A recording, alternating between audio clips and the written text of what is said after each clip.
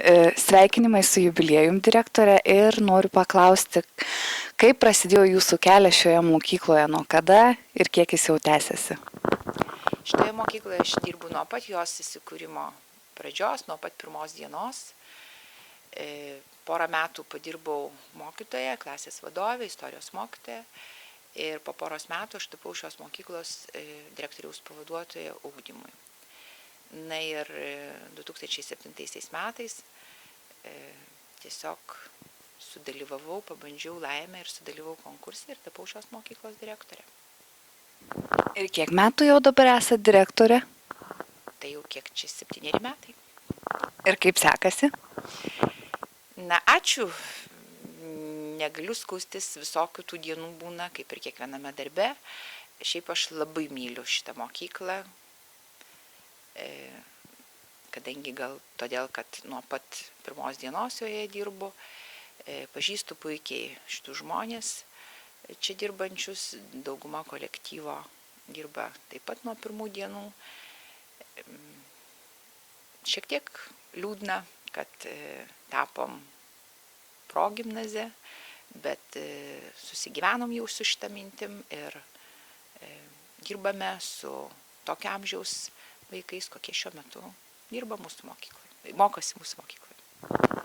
Tai dabar papasakokit truputį apie šventę, tik neseniai prabėgusią 25 metai. Daug ar mažai ir kokie įspūdžiai praėjusios šventės?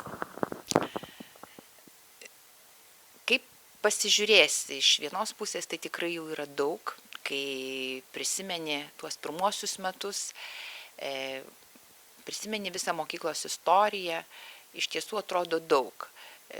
Šiaip mokyklos istorijos prasme, tai yra iš tiesų nedaug, yra 25 metai, dar pati jauniausia mes rajono mokykla esame. Na, o įspūdžiai po šventės, po šito maratono, po visos savaitės šventinių renginių, dar iš tiesų labai švieži ir manau, kad tai, ką mes suplanavome, mums pavyko. O ar tikrai pavyko, tai turi spręsti visuomenė, turi spręsti patys mokiniai, jų tėveliai, svečiai.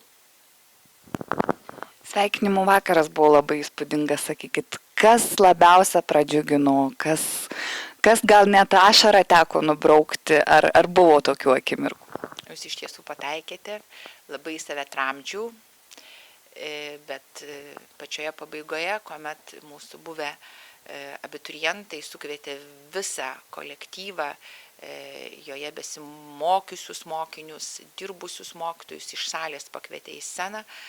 Na, ta akimirka man buvo ypatingai jautri ir tada tikrai nesusivaldžiau ir susigraudinau.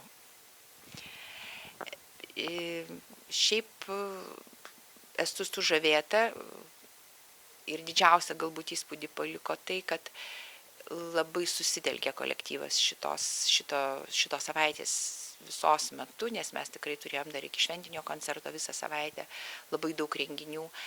Na, o koncerto metu, kuomet pasirodėme, išėjome į platesnius vandenys, pasirodėm visuomeniai, ypatingai jautėsi sutelktumas visos komandos ir tai, ką jūs matėte šitame koncerte, tai iš tiesų tai yra ne vieno žmogaus darbas. Maloniai nustebino ir labai esu dėkinga rajono kultūros centro kolektyvui, nes į ką tik besikreipėm, gavom labai didelę pagalbą, sulaukėm labai didelės pagalbos, pradedant kultūros centro direktorę ir baigiant, jau neskaičiuoju režisierių darbo, baigiant operatoriais, baigiant šviesos darbuotojų ir visais kitais. Iš tiesų labai dėkingas už tam kolektyvui. Na, o dar kas labai pradžiugino, tai buvę mūsų abiturientai, kurie būdami labai užimti, kada mes juos pakvietėm atvykti į mūsų šventę, jie iš tiesų labai apsidžiaugė, kas labai pradžiugino ir maloniai sudalyvavo mūsų šventėje ir labai gražiai atsiliepė apie mokyklą, labai gražūs prisiminimai. Na ir man labai įstrigo toks leitmotyvas visų kalbėjusių kalbose, kad pirmiausia, jie šitą mokyklą vertina už tai, kad čia buvo mokomi būti žmonėmis, kad jie čia ne tik tai gavo žinių, bet visų pirma labai daug įvairių kitų gebėjimų, bendravimo gebėjimų, kultūros. Na, tai yra labai svarbu. Tai išauginat, žodžiu, žmonės.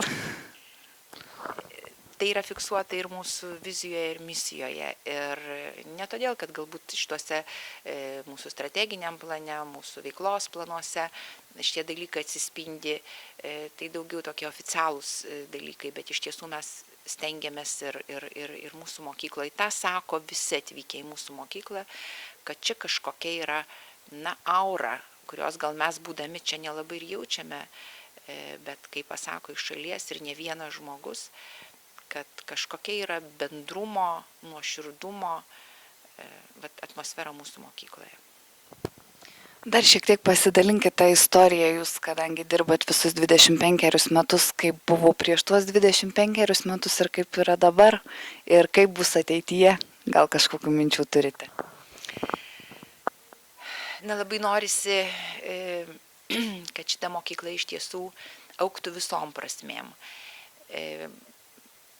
Žinoma, buvo darbas dirbamas, kuomet mes turėjom tą vidurinės mokyklos statusą, jis buvo kitoks.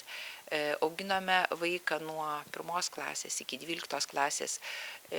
Na, nebuvo tokio atotrukio, nes kas dabar dar jaučiasi, bet mes, sakau, kaip minėjau, jau po truputį su tuo susigyvenam ir jau žinom, kad kitaip nebus, kai vaiką augini iki 8 klasės ir staiga jo nebetinki. Kažką pasėjai, kažkokį grūdą, norisi to rezultato iki pačios pabaigos, bet vis tik tai mes sekam tų vaikų gyvenimą ir kitose ugdymo įstaigose, dauguma mūsų vaikų mokosi, toliau tęsia mokymasi Raseinių prezidento Jono Žemaičio gimnazijoje ir sekam jų veiklą, sekam jų rezultatus ir labai džiaugiamės jų tolimesnė veikla ir visada sakom, bet tai mūsų vaikas.